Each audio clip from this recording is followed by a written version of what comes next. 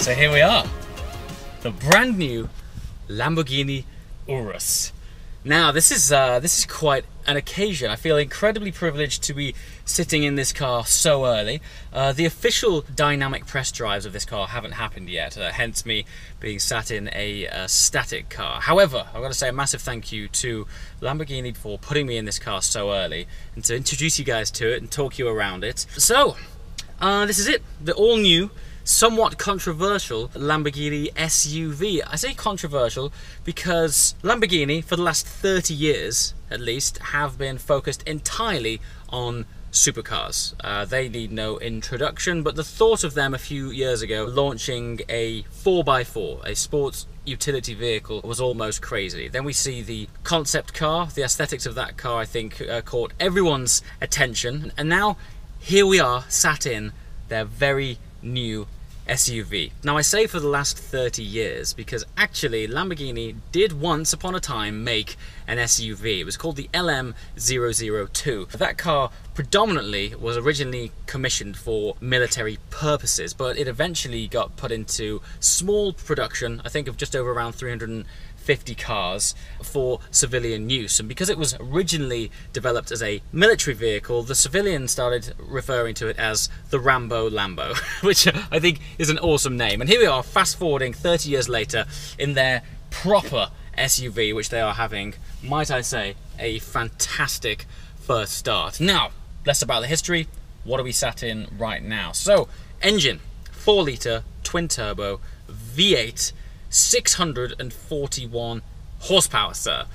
Now, for an SUV, that is colossal. It is second in power only to the Jeep Cherokee Trackhawk. So it'll be interesting to see which one of those two applies the power best to the floor when the inevitable comparison happens. However, being sat in this thing now, you can already tell that in terms of premium SUV feel, Lamborghini have really taken this to the next level. It is, to touch everything, just to sit in it is a very special experience, and that for me was something that I hoped for upon the launch of this car.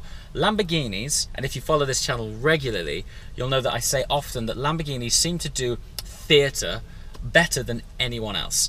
And I'm thankful to say that upon opening the door on this thing, not even stepping inside it, the first thing that hits you is the quality and, I would say, the specialness, really, of the interior. They really have thoroughly rubbed the Lamborghini treatment all over it. Now, let's not beat around the bush. This is a heavily Volkswagen Group influenced product.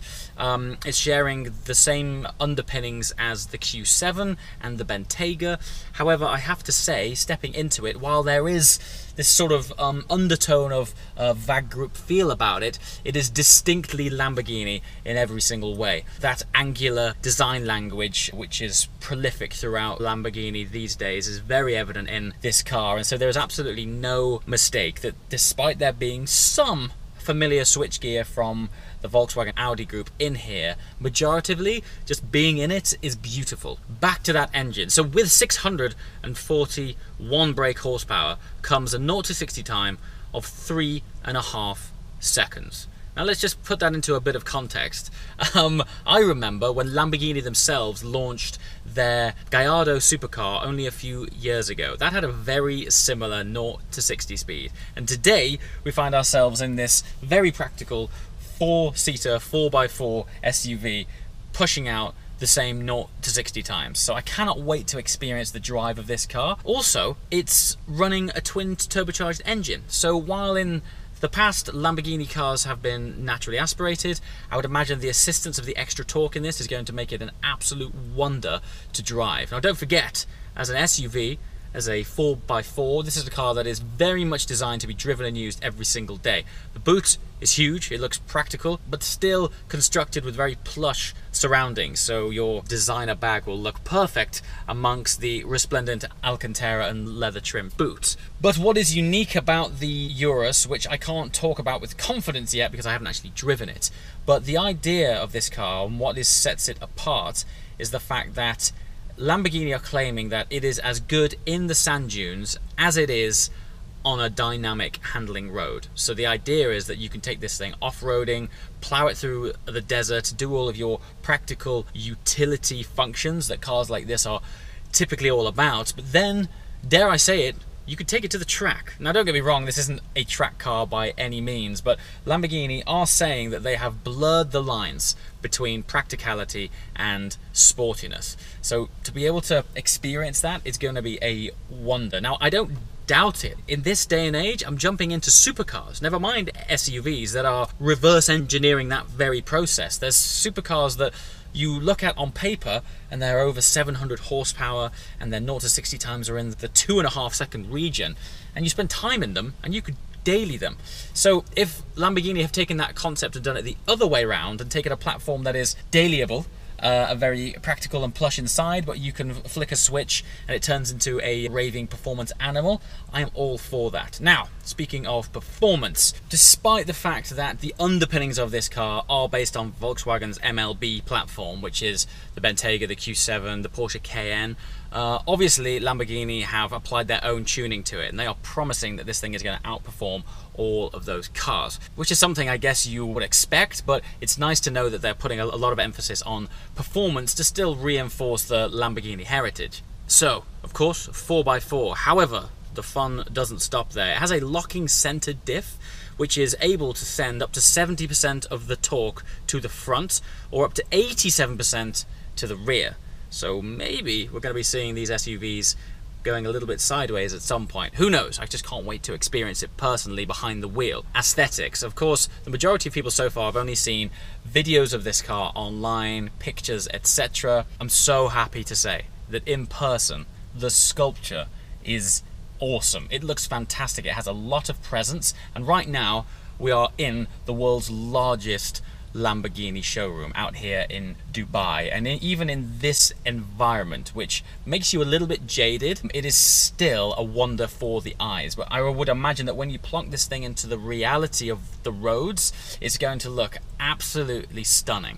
Now I think the wheels that this is currently sat on are the 22-inch, which looks fantastic, but there is also going to be the option of a 23-inch wheel, which are going to fill those arches beautifully. I'm not sure how much that would compromise the ride quality. However, this does have air suspension, so maybe it's going to be calibrated with those 23-inch wheels in favor, and it'll still ride as supple as you might hope for.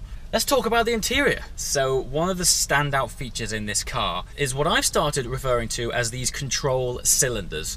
Cylinders obviously because aesthetically they look like these two drums, but this is where you engage the iconic flip switch like you're in a fighter jet, hit that engine start button and the car is coming alive, and it then gives you access to all of these different driving modes. Now, I'm not sure I've ever seen so many driving options in a car before, but let's just go through them. We've got Strada, Sport and Corsa. These are modes which you're familiar with in Lamborghinis such as the Huracan and the Aventador. The important thing is, despite the fact that we have already seen Corsa in Lamborghinis before, is very cool that it is still in this car. So Corsa is typically Lamborghini's more hardcore focused driver's mode in the Huracan and in the Aventador. The fact that it's in their SUV is a massive tick in my box, because it says basically that this thing still has a mode that is very biased towards grabbing it by the scruff of its neck, exploiting what that fantastic engine and drivetrain is all about. However, then things start to get interesting, and this is where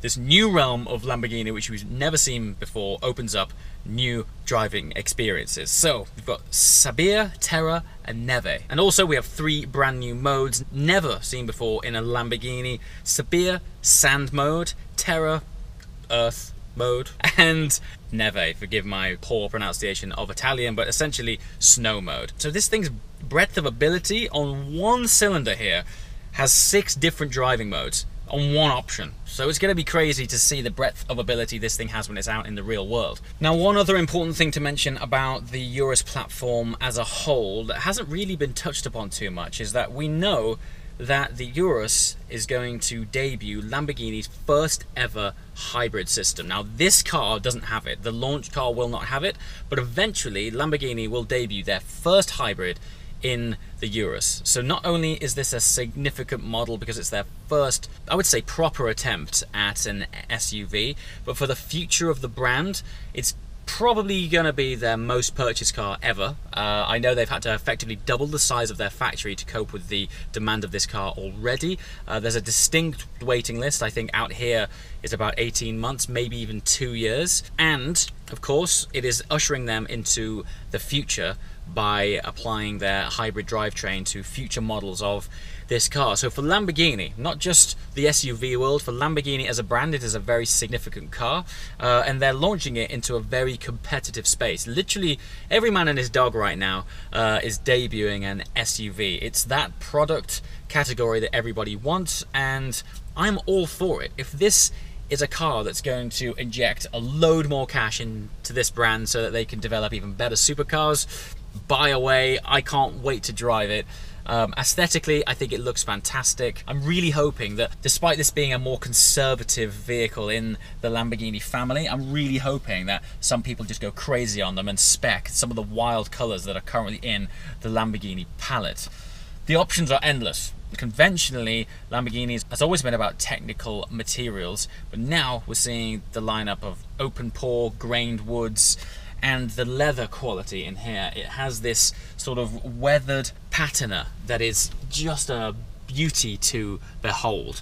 To sit in this spec, as soon as I got in it, I mentioned it's an absolutely stunning environment, but I can't wait to see people go really heavy with the Alcantara, and no doubt people are going to be matching their Urus to their Lamborghinis, so looking forward very much to seeing these cars hit the road.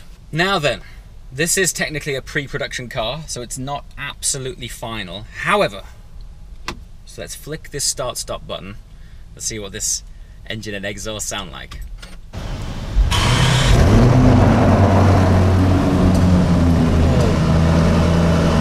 Wow.